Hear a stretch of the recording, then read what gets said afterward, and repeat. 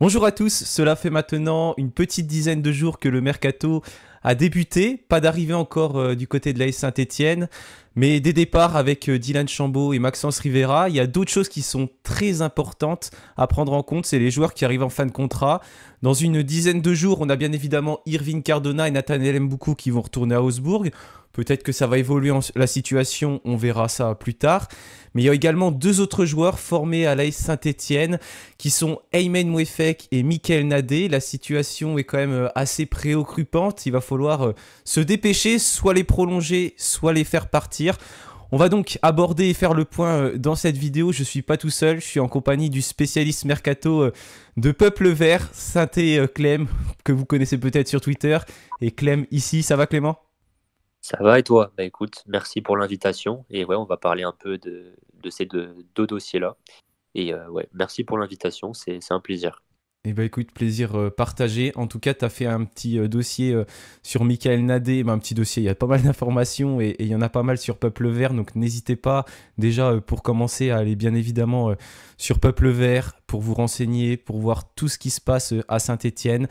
On va pouvoir aborder ces deux dossiers ici et puis parler plus généralement du mercato en fin de vidéo. Je lance là une petite introduction et c'est parti.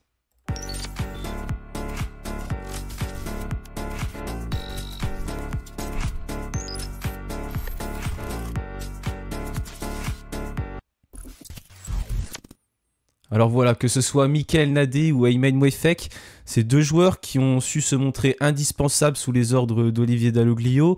Et je sais que ça te fait plaisir parce qu'ils sont tous les deux formés au club et puis bah, la formation, c'est quelque chose qui te plaît. Je voudrais qu'on fasse quand même un point déjà sur ces deux dossiers. Où est-ce qu'on en est aujourd'hui au 18 juin? Et bah comme tu as dit tout à l'heure, du coup, on a sorti un article sur Peuple Vert ce matin où on explique un peu où ça en est pour Michael Nadé. Donc bah, je vais commencer déjà par Nadé. Donc Nadé, fin de contrat en juin comme Wefek. Il y a une offre de prolongation qui est sur la table depuis plusieurs jours maintenant. C'est une offre de 3 ans avec, comme on l'a écrit dans l'article, un salaire qui est quand même très confortable. C'est un salaire de Ligue 1, quoi. Pour comparer, s'il avait eu ce salaire-là cette saison, il aurait été dans le très très haut du panier des salaires de l'AS Saint-Etienne. Donc voilà, il y a une belle offre qui est sur la table pour Nadé. Pour l'instant, il est en pleine réflexion. C'est l'info qu'on a nous aujourd'hui. Il n'a pas pris de décision encore. Il y a aussi plusieurs clubs qui sont intéressés.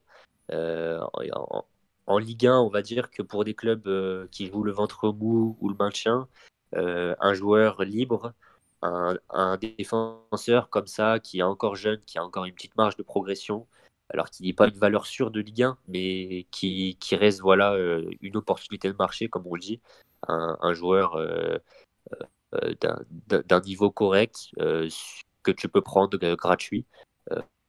Euh, dans le pire des cas, si ça se passe mal, tu n'auras pas fait de réel investissement sur lui.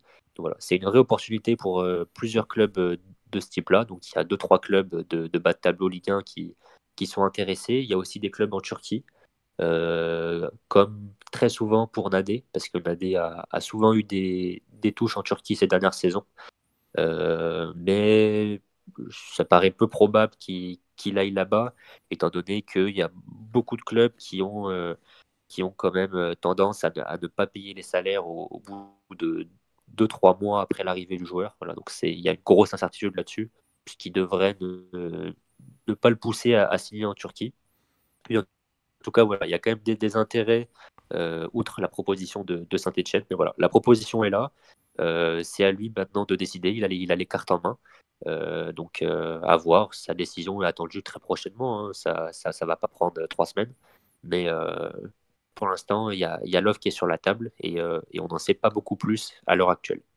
Ok, ouais, donc la situation va évoluer dans les prochains jours. Et du Merci coup, bah, pour les précisions. Ouais, vas-y, continue avec pour Mouefek. Ouais, vas-y. on n'a pas des informations aussi fraîches que ce qu'on peut avoir pour Michael Nadé.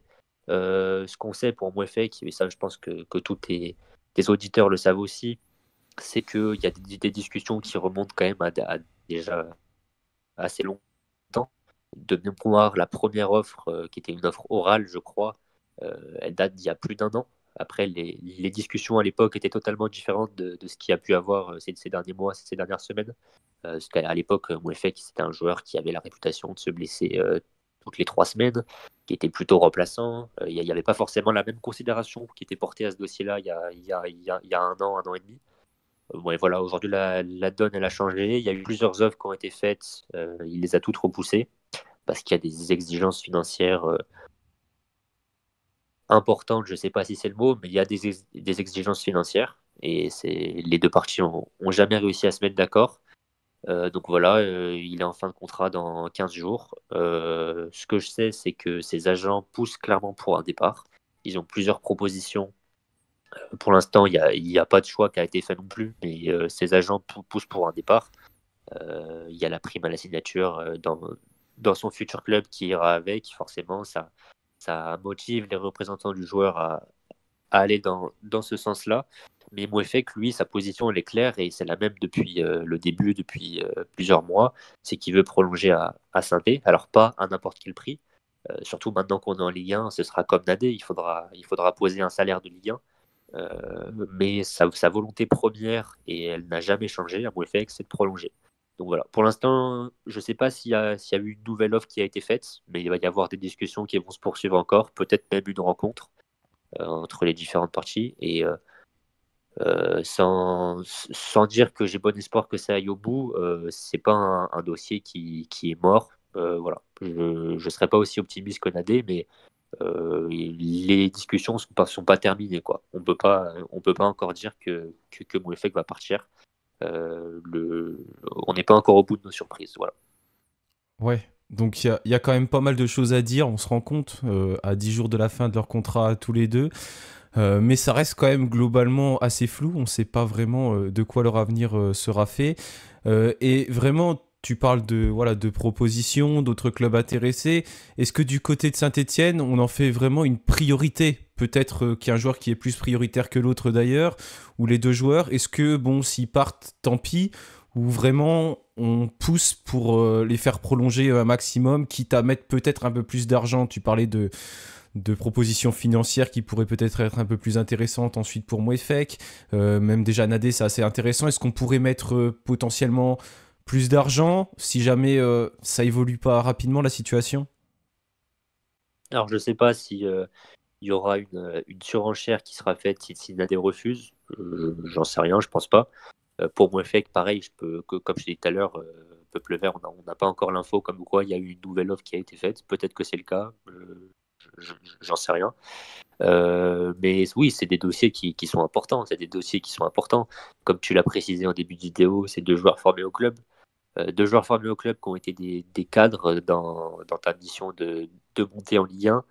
Ce serait quand même dommage, étant donné qu'en plus le coach les apprécie, euh, qui partent comme ça après un si beau parcours. Ce serait vraiment dommage. Donc oui, c'est des priorités, parce que c'est des joueurs qui ont quand même le niveau d'être dans un groupe de Ligue 1, je pense. Euh, voilà. Ok. La volonté du club, c'est de prolonger. La volonté de Mouefek, c'est de prolonger. La volonté de Nadé, j'imagine qu'elle est quand même aussi en faveur d'une prolongation, même s'il y a différents éléments à prendre en compte. Il y a les clubs qui sont intéressés.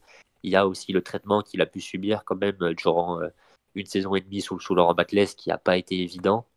Donc voilà, il y a d'autres facteurs à prendre en compte. Mais oui, c'est des dossiers qui sont importants. C'est des dossiers qui sont importants parce que c'est des joueurs qui peuvent jouer en Ligue 1, alors sans forcément être des titulaires indiscutables, mais c'est des joueurs qui peuvent jouer en Ligue 1. Et prolonger un joueur qui t'appartient déjà, ça vaut sûrement mieux que d'aller poser 1 million ou 2 millions d'euros sur des joueurs d'un niveau à peu près équivalent. Voilà. Autant faire une belle offre de prolongation pour ces deux joueurs-là, plutôt que d'aller mettre un chèque sur des joueurs du même niveau et qui ne seront pas formés au club, qui ne seront pas intégrés à l'environnement, etc. Voilà. Autant miser sur la continuité avec ce genre de profil-là, formé au club, qui ont le niveau pour être dans un groupe de Ligue 1. Voilà. Autant miser sur la continuité. Donc oui, c'est des priorités, je ne sais pas, mais c'est des dossiers très importants, oui. C'est des dossiers très importants et la volonté du club, c'est de les prolonger, clairement. Ouais, ok. Je te rejoins totalement là-dessus. Je suis d'accord avec toi. Je pense que c'est très important de pouvoir aussi les prolonger parce que c'est la continuité, on sait ce qu'il vaut, c'est ce qui va les deux et surtout ils ont prouvé en deuxième partie de saison et bon on les attend à l'échelon supérieur mais les deux ont quand même malgré tout joué à l'échelon supérieur. Si jamais Mouefek ne se blesse plus trop aussi comme il l'a fait en deuxième partie de saison ça peut être important. Michael Nadé semble avoir trouvé de la confiance aux côtés d'Anthony Briançon et de Dylan Batubinsika surtout. Et justement, au-delà de ces deux dossiers-là, est-ce que tu penses que, ou est-ce que tu as peut-être même des infos sur le fait que ça peut influencer potentiellement d'autres joueurs sur des départs, sur des prolongations? Est-ce que, au-delà du fait que ces deux joueurs restent pour le bien du club, on va dire, ça aura une influence sur le reste du groupe, peut-être sur le fait que Dylan Batubinsika va rester, ou d'autres? On sait qu'il a prolongé notamment son contrat d'une saison supplémentaire, mais ça peut peut-être jouer aussi sur des départs et sur des départs et sur des joueurs qui restent à Saint-Étienne.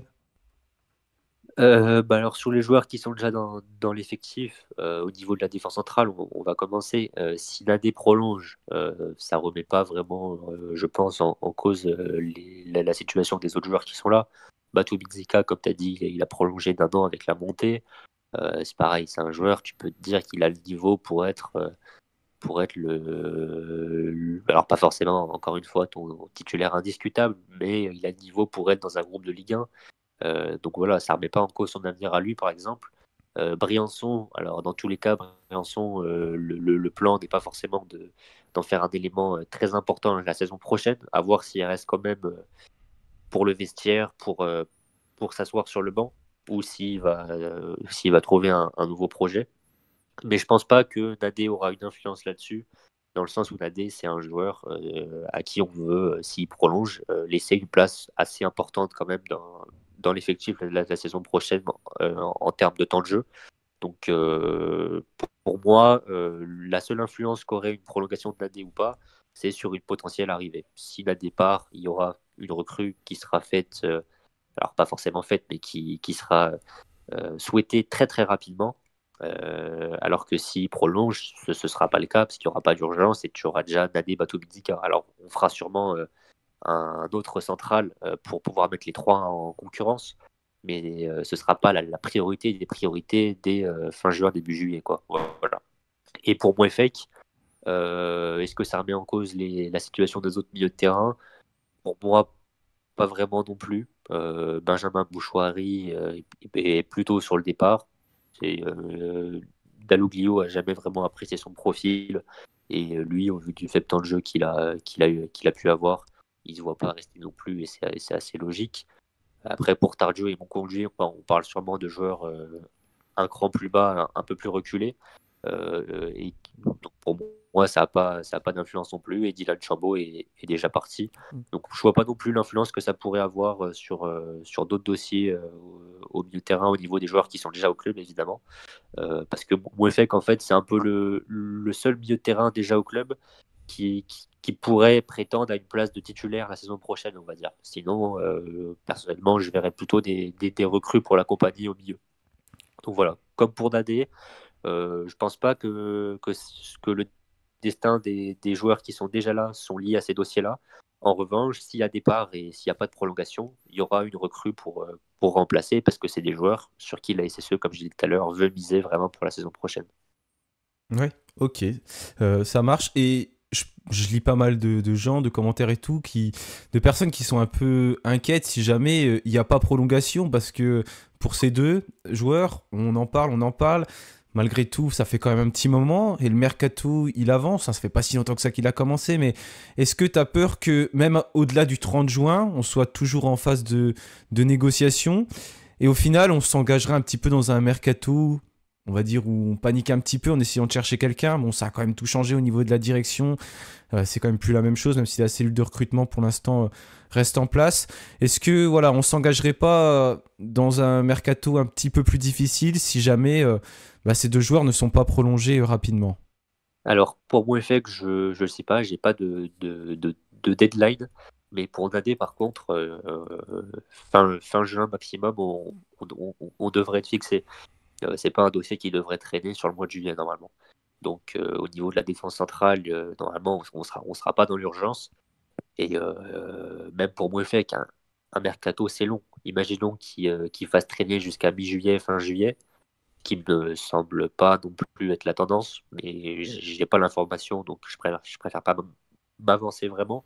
Mais imaginons qu'il fasse traîner, tu auras quand même le temps de recruter en conséquence. Donc pour moi, il n'y a pas vraiment d'urgence. Pour l'instant, c'est normal que ça se décante pas vraiment. Il y a la situation liée au droit TV. Il y a Mm. en fait la même problématique dans tous les clubs, hein. Il y a la même problématique dans tous les clubs. C'est pas que la Saint-Etienne. Pour l'instant, le mercato est pas vraiment lancé. Aussi, généralement, on dit souvent que c'est les gros clubs qui lancent les mercatos. Sauf qu'actuellement, les gros joueurs, ils sont à l'euro. Donc, c'est aussi compliqué pour que ça se lance là tout de suite maintenant dès l'ouverture. Voilà. Pour l'instant, ça fait une grosse semaine que le marché est ouvert. Il reste 2 mois et demi. Franchement, c'est pas le moment, je pense, de paniquer. Mm. On paniquera fin août si jamais, si jamais la situation est inquiétante. Mais là, pour l'instant, non, il n'y a pas de raison de paniquer. Je pense qu'on sera fixé pas trop tard pour ces deux dossiers-là, Michael Nadé et Aymen Mouefek. Donc voilà, non. Pour moi, pas de raison de paniquer. Il y aura largement le temps de, euh, de recruter en conséquence. Oui, c'est vrai, il reste quand même pas mal de temps et tu as raison, les droits TV, c'est quelque chose qui est très important pour l'ensemble des clubs. On passe devant la DNCG là ce mercredi aussi, donc ça va peut-être évoluer assez rapidement ensuite, mais en tout cas, il y a quand même bon espoir, je pense aussi, pour prolonger ces deux joueurs. Et si jamais il n'y aurait pas un dénouement positif, ou même s'il y a un dénouement positif, vous avez fait un super podcast avec Sylvain que je vous invite à aller voir sur la chaîne YouTube de Peuple Vert pour parler du centre de formation qui a très bien fonctionné cette saison. Est-ce que parmi les jeunes que vous avez cités, ou pas d'ailleurs, parmi d'autres jeunes, est-ce qu'il y en a qui seraient capables d'avoir un peu les rôles qu'ont aujourd'hui Mouefek et Nadé au milieu, au milieu et en défense? Dans l'optique où il ne prolonge pas, alors pas forcément des joueurs qu'on a évoqués pardon, dans la vidéo, parce qu'on s'est surtout focalisé sur les U17 quand même. On a présenté, je pense, moitié de joueurs U17, donc qui sont encore à 2, 3, 4, voire plus saisons du bon professionnel. Mais oui, il y a quand même des joueurs qui peuvent venir toquer à la porte à ces postes-là. Alors, c'est pas les mêmes profils, mais en défense centrale, par exemple, en réserve, tu as Beres Owusu qui performe pas mal, qu'on avait déjà vu en Coupe de France contre Bourg-en-Bresse et contre Nîmes, qui avait fait deux bonnes prestations d'ailleurs. Donc voilà, en défense centrale, par exemple, au cas où on ait le départ de Nadé, on verra d'ailleurs sur la préparation Beres Owusu. Alors, c'est pas le même profil parce que c'est un droitier déjà. Donc, tu peux pas te dire que c'est le remplaçant de Nadé, mais c'est un joueur qui peut venir toquer à la porte la saison prochaine. Et au niveau du milieu de terrain, là pour le coup c'est différent parce que tu as pour moi le seul joueur qui doit être intégré au groupe sans contestation possible la saison prochaine, c'est Mathis Abougou. Alors, il peut jouer 6, il peut jouer 8. Alors, en tant que remplaçant de Mouefek, s'il était amené à partir, j'en sais rien. Mais c'est un joueur qui doit absolument jouer la saison prochaine, qui doit absolument être un membre à part entière du groupe professionnel. Et oui, si départ de Mouefek il y a, euh, ce- ça lui ferait une place en plus, même s'il y aura une recrue qui arrivera derrière. Mais oui, ça lui ferait une place en plus. Donc oui, moi je dirais que Beres Owusu en défense centrale, Mathis Abougou au milieu de terrain. C'est deux joueurs qui toquent à la porte du monde professionnel. Alors, les situations sont différentes parce que Beres Owusu, c'est sûrement pas un joueur euh, qu'on va beaucoup voir. Mais tu peux te dire que tu as quand même de la matière pour faire quelques apparitions de temps en temps avec un joueur comme ça. Et Abougou, oui, oui, Abougou, pour moi, doit jouer, doit être, je sais pas, le troisième ou le quatrième milieu de terrain dans la hiérarchie. Alors, ce ne sera pas eux qui remplaceront vraiment Nadé et Mouefek s'ils partent, mais c'est des joueurs voilà, qui peuvent avoir du temps de jeu, tout simplement. Ok. Ouais, et puis c'est des joueurs qui ont ouais, quasiment l'âge. Amougou, ça doit être 2006 si je me souviens bien. Owusu, je sais pas Ça. de quelle année il est, mais c'est deux joueurs qui peuvent vraiment prétendre à une place assez rapidement dans le groupe professionnel, qui n'ont pas eu vraiment de chance non plus, hein. On en entend beaucoup parler, mais parce qu'avec tout ce qui s'est passé ces dernières saisons, bon, c'était un plus la situation de l'urgence. Là, on va peut-être pouvoir plus se poser avec un nouveau projet. Gazidis, comme tu l'avais rappelé dans le podcast d'ailleurs, voilà, aussi ce projet de peut-être mettre les jeunes du centre de formation, ce qui peut être assez intéressant. Donc on va peut-être être amené à en voir un peu plus. Et vraiment, depuis le temps qu'on parle notamment de Mathis Amougou, j'ai hâte de le voir, notamment sur les matchs amicaux avec Saint-Etienne. Je pense qu'on a fait pas mal le tour sur ces deux dossiers. Est-ce que tu as d'autres petites infos comme ça sur le mercato pour faire un peu un point? Parce que bon, malgré tout, il n'y a pas tant de noms que ça qui sortent, ou quand il y en a qui sortent, les sources sont pas forcément très très fiables, donc je les relève pas tous. Est-ce que ça s'accélère quand même un minimum dans ce mercato stéphanois?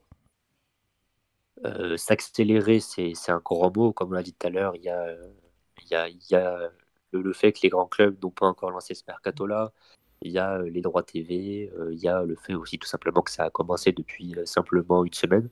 Mais oui, ça travaille. Perrin, dès la semaine dernière, il a commencé à décrocher le téléphone, à prendre des renseignements sur certains joueurs.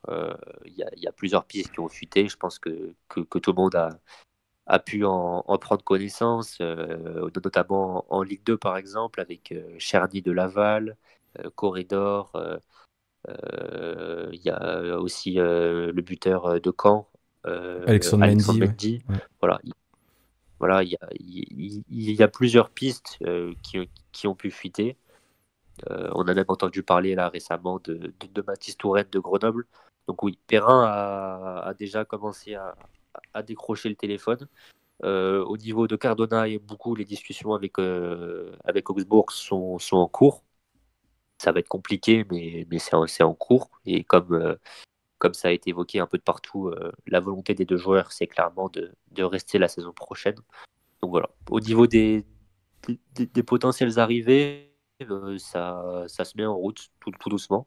Et ouais, comme je disais tout à l'heure, moi je pense que le mercato il va se lancer un peu pour tous les clubs de Ligue 1 fin juin, début juillet quoi. Pour l'instant, on est vraiment au tout début encore, donc il n'y a rien de choquant à ce que ça traîne un peu. Ouais, oui, oui, c'est clair. On a carrément le temps de voir venir les choses. Il reste 2 mois, ça termine le 30 août, même plus de 2 mois, 2 mois et 12 jours. Donc les situations vont certainement évoluer. J'espère aussi favorablement pour Cardona ou Mboukou, Cardona et Mboukou, et puis d'autres joueurs, notamment des belles pistes, je trouve, en Ligue 2, peut-être des joueurs d'expérience. Mais ça bosse comme dans tous les clubs, et c'est vrai que l'euro, les droits TV, tout ça ont un rôle bien évidemment majeur. Donc on va voir déjà comment le mois de juin se termine, et je pense que au mois de juillet, quand on va reprendre aussi, on reprend le 8, et ben, petit à petit, les choses vont s'accélérer. Et ben écoute, je te remercie Clem, c'était très précieux d'avoir tes avis, tes idées, et puis toutes tes infos en tout cas sur le mercato. Donc merci d'être venu pour la vidéo, c'était top de pouvoir échanger. Et bah, il y a pas de souci, ça m'a fait plaisir. Si j'ai pu être utile et donner ou compléter quelques informations et rendre les choses un peu plus claires, c'est avec grand plaisir. Donc ouais, merci à toi pour l'invitation. Continuez de suivre la chaîne de Haroun, c'est important. Et continuez aussi de nous lire sur Peuple Vert. Le mercato vient juste de commencer, bon, mais on est déjà bien chaud. On va, on va vous arroser d'articles pendant tout l'été.